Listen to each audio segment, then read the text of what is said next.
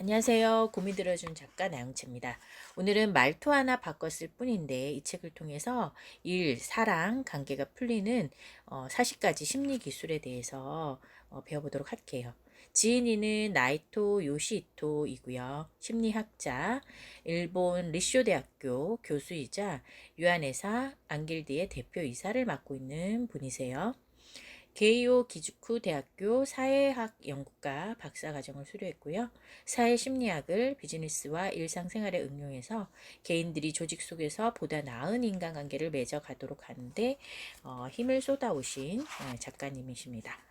자, 어, 여기서 여러 가지 이제 목차가 있는데 그 중에서 연인에게 접근하는 방법에 대해서 제시하는 이 부분을 일단 먼저 읽어드리도록 할게요. 멋진 대사가 멋진 결과를 보장하지는 않는다. 남성은 좋아하는 여성이 생기면 어떻게 해야 그녀와 가까워질 수 있는지 궁금할 것이다. 어떤 식으로 접근하면 그녀와 사귈 가능성이 높아질까? 연애에 성공하는 접근법에 관한 심리학 지식이나 조언이 과연 있을까? 결론부터 말하자면 그런 지식은 있다. 어떤 식으로 말을 걸어야 마음속에 둔 여성과 사이가 좋아질 수 있을까에 대해서 알래스카 대학교의 크리스 클레인크라는 심리학자가 실험을 제시했다.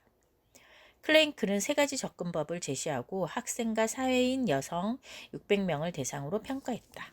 당신이라면 다음과 같이 접근한 남성에게 호감이 생기는가? 라고 물어봤다. 클레인크가 제시한 세 가지 접근법은 다음과 같다. 1번, 매우 평범하게. 예를 들어, 당신과 이야기하고 싶은데 괜찮겠습니까? 2번, 농담조로. 예를 들면, 당신을 보면 입에서 심장이 튀어나올 것 같군요. 3번, 직접적으로. 예를 들면, 저와 함께 술 한잔 하러 갑시다. 결과는 어떻게 되었을까?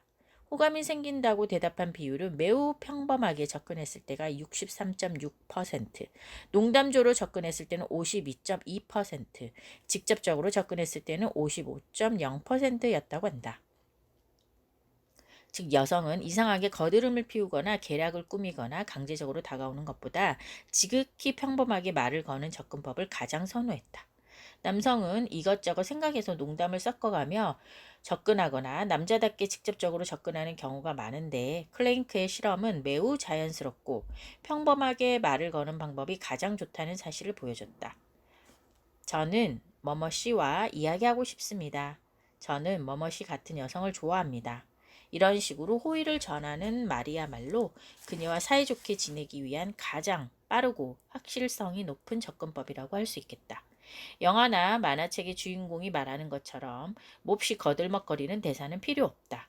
그런 대사를 필사적으로 외워도 소용이 없다. 여성은 지극히 평범한 접근법을 좋아하기 때문이다.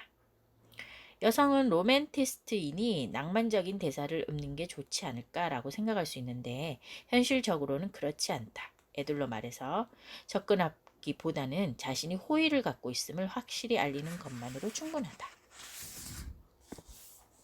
싱글벙글 웃으면서 당신과 잠깐 이야기하고 싶은데 괜찮겠습니까? 라고 말을 걸면 꽤 높은 확률로 여성이 좋아요 라고 대답한다. 시간이 없다거나 이미 애인이 있다면 거절당할지는 모르지만 당장 볼 일이 없고 시간이 있는 여성은 매우 평범하게 접근할 경우 대체적으로 성공할 것이다. 여성과 친해지는 것은 그리 어려운 일이 아니다. 이상하게 애들러 말하거나 강제적으로 다가가지 말고 아주 자연스럽게 여자친구에게 말을 건다는 생각으로 이야기하면 성공할 수 있다. 네, 두 번째 챕터는 상대를 바꾸기보다 내가 할 수 있는 일을 찾는다. 이것은 부품과 햇볕의 법칙입니다. 이 책은 상대방을 움직이게 하는 기술을 들려주고 있다. 하지만 그렇다고 해서 혈안이 되어 필사적으로 상대방을 바꾸려 하는 것은 그다지 좋은 작전이 아니다. 여러분은 상대가 비록 애인이라도 누군가 나의 의견이나 성격, 습관을 바꾸려고 기를 쓰고 달려든다면 어떻겠는가? 불쾌한 기분이 들지는 않겠는가? 상대방도 마찬가지다. 아무리 애인이라고 해도 자신을 바꾸고 싶어 한다고는 전혀 생각하지 않을 것이다. 따라서 상대방을 바꿔주겠어 라며 단단히 마음먹고 임해도 그런 시도는 대체로 실패할 것이 뻔하다.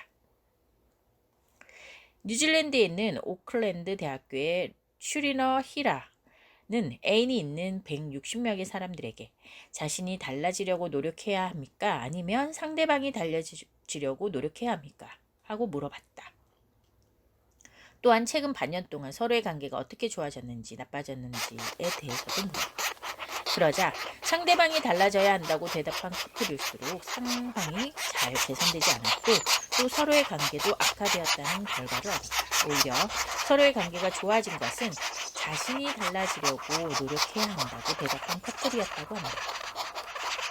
키라의 분석에 따르면 상대방을 바꾸려고 하는 행위는 반발, 분노, 적대심, 복수 등 좋지 않은 결과만 가져온다고 합니다.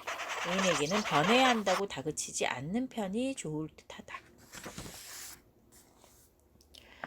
널 언제나 약속 시간에 늦어. 시간 좀 잘 지켜. 이런 식으로 상대방에게 행동의 변화를 요구하면 안 된다. 상대방이 늘 데이트에 늦는다면 약속 장소를 자신이 좋아하는 가게로 하거나 책을 읽으며 기다릴 수 있는 카페 등으로 정하면 된다. 그렇게 하면 몇 시간을 기다려도 전혀 화가 나지 않는다. 낚시가 취미인 사람은 낚시 도구 전문점에서 만나기로 하고 매장 안을 둘러보면서 시간을 보낸다. 그러면 상대방이 늦어서 기다린다는 의식을 갖지 않을 수 있다. 요컨대 자신이 할 수 있는 일을 바꾸면 된다. 상대방에게 행동이나 성격을 바꾸라고 하기는 어렵지만 자신이 할 수 있는 일을 바꾸라는 것이라면 지금 당장 할 수 있다. 또한 서로의 관계가 한층 더 원만해진다. 사람의 성격이나 행동을 변화시키는 것은 매우 어렵다. 그보다는 자신이 뭔가 할 수 있는 일이 없는지 생각해 보면 좋을 것이다. 애인이 달라지기를 기대하는 것보다 자신이 할 수 있는 일을 바꿔야 서로 싸우지 않고 원만하게 교제할 수 있다. 네. 여기까지 말투 하나 바꿨을 뿐인데 이 책에서 가장 제가 포인트로 생각하는 부분을 읽어드렸습니다.